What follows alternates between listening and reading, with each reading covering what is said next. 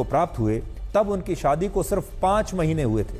और जब इस प्रेम कहानी के बारे में 26 वर्ष की स्मृति सिंह ने पूरे देश को बताया तो उनकी इस प्रेम कहानी को लोगों ने अपने सोशल मीडिया पर शेयर किया। लेकिन अब यह कहानी पूरी तरह से पलट रही है और अब इसने देश में एक नई बहस छेड़ दी है। On 18th July, we had a long conversation about how our life is going to be the next 50 years. He's going to build a house, we're going to have kids and whatnot. 19th morning, I get up, I get a call. He's no more. What? So for first 7-8 hours, we were not ready to accept that anything of such sort has happened. But 7-8 hours, it got confirmed that he's no more. And till date I'm not coping up. I'm just trying to figure out, maybe it's not true. But now that I've Kirti Chakra in my hand, maybe it's true. But it's okay. He's a hero.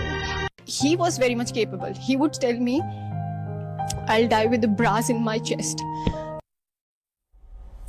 आज जो खबर मैं आपको बता रहा हूं, ये बड़ी दिल तोड़ने वाली खबर है। हमने ऐसा सोचा भी नहीं था कि इस कहानी में ये नया मोड़ आएगा।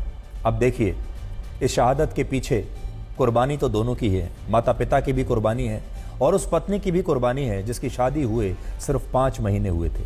और जब पूरे देश ने स्मृति सिंह की ये बातचीत देखी, स्मृति सिंह ने जब ये इंटरव्यू दिया, तो पूरे देश की आंखें नम हो गई थी। पूरे देश को ये एक नई प्रेम कहानी पता चली।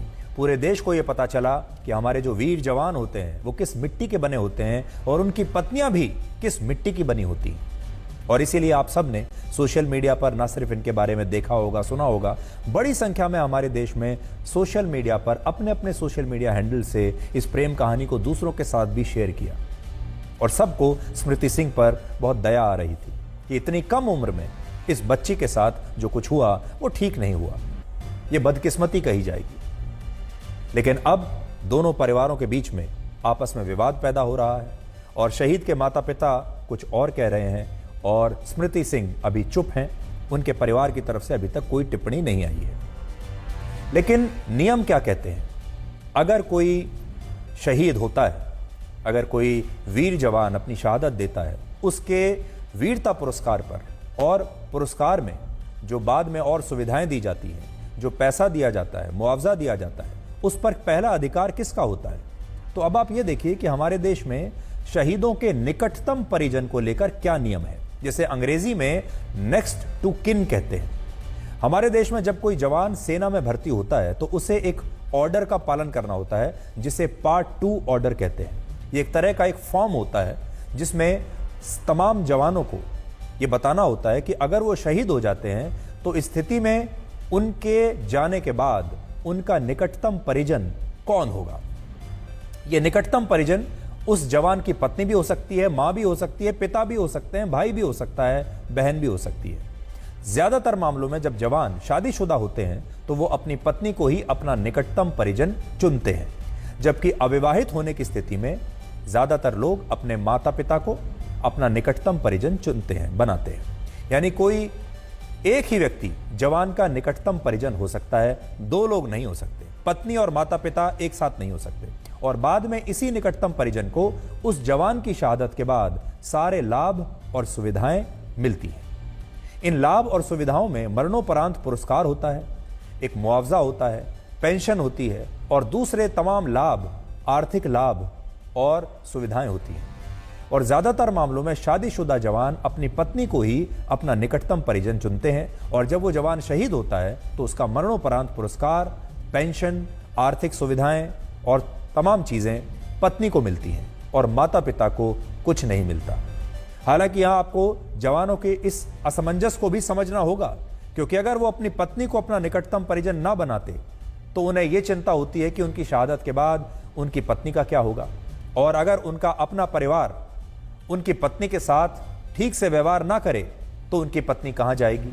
उन्हें इस बात की चिंता हमेशा लगी रहती है, क्योंकि उनके शहीद होने के बाद पीछे से क्या हो कोई नहीं कह सकता। इसलिए वो सबसे पहले अपनी पत्नी के बारे में सोचते हैं। और अगर वो अपने माता पिता को अपना निकटतम परिजन नहीं बनाते तो उन्हें यह चिंता सताती है कि उनके माता पिता का क्या होगा। अगर उनकी पत्नी ने उनके माता पिता के साथ सही व्यवहार नहीं किया, अगर उनकी पत्नी ही माता पिता के साथ नहीं रही, तो फिर माता पिता का क्या होगा। और इसीलिए यहां आपको जवानों के इस असमंजस को भी बहुत ठीक से समझना होगा कि जवान आखिर किसे चुने। जब एक ही नाम लिख सकते हैं, या तो पत्नी और या माता पिता, तो जवान किसका नाम लिखेगा। हमारे देश में एक नियम है जिसमें अगर शहीद के माता पिता सेना को यह बताते हैं कि वो अपने शहीद बेटे पर पूरी तरह से आर्थिक रूप से आश्रित थे और उसकी पेंशन उसकी पत्नी को मिलने से उनके पास अब कुछ नहीं बचा है, तो वो रक्षा मंत्रालय से मदद मांग सकते हैं और रक्षा मंत्रालय ऐसे मामलों में जांच करा सकता है। और जांच में अगर यह बात सही साबित हो तो शहीद के माता पिता आर्थिक रूप से साबित हो जाए कि कमजोर है और शहीद की पत्नी से उन्हें कोई लाभ नहीं मिल रहा है, तो रक्षा मंत्रालय पेंशन को आधा आधा माता पिता और पत्नी के बीच बांट सकता है। और कारगिल युद्ध में ऐसा करने की कोशिश भी हुई थी। कारगिल युद्ध में सेना के एक अफसर युद्ध के मैदान में जाने से पहले अपने डिवोर्स के पेपर पर साइन करने ही वाले थे, यानी अपने तलाक के कागजों पर, दस्तावेजों पर साइन करने ही वाले थे। ये एक, मैं आज उनका नाम नहीं बता रहा हूं, लेकिन एक सेना के बड़े अफसर थे और इनका तलाक होने वाला था। कागज पर साइन करने बाकी थे, लेकिन उससे पहले उन्हें युद्ध पर जाना पड़ा।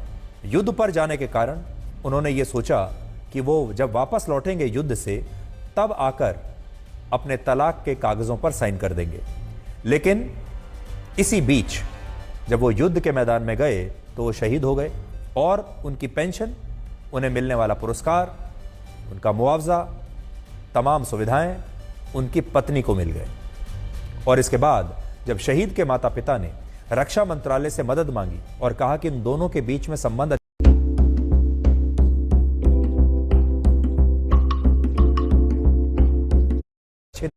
उनके माता पिता को अकेला छोड़ रही है, और रक्षा मंत्रालय ने जब देखा कि उनकी मांग सही थी, उचित थी, तब रक्षा मंत्रालय ने शहीद सैनिक की पेंशन को आधा आधा बांटने का फैसला किया।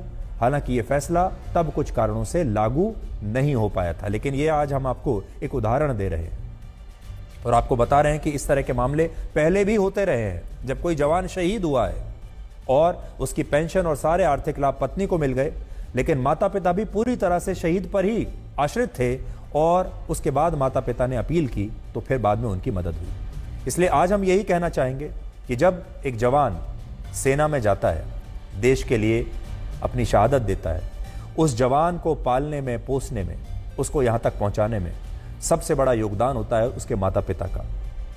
सबसे ज़्यादा कुर्बानी होती है उसके माता पिता की, सबसे ज़्यादा परिश्रम, मेहनत, और सबसे बड़ी बात, सेना में अगर जाना है तो वो संस्कार जो मिलते हैं वो माता पिता से मिलते हैं। और जब उनका वो बच्चा शहीद हो जाता है और फिर माता पिता को अलग थलग छोड़ दिया जाता है, तो ये बड़ा दुर्भाग्यपूर्ण है। इसलिए आज हम ये कहना चाहेंगे कि जब भी कोई किसी की शहादत हो, हमारा कोई वीर जवान शहीद हो, तो सरकार को ये देखना चाहिए कि अगर माता पिता शहीद पर आश्रित थे तो माता पिता को भुला ना दिया जाए, माता पिता का भी ख्याल रखा जाए और माता पिता को भी उनका जो अधिकार है उस बच्चे पर, उस जवान पर, वो उन्हें आजीवन मिलना चाहिए।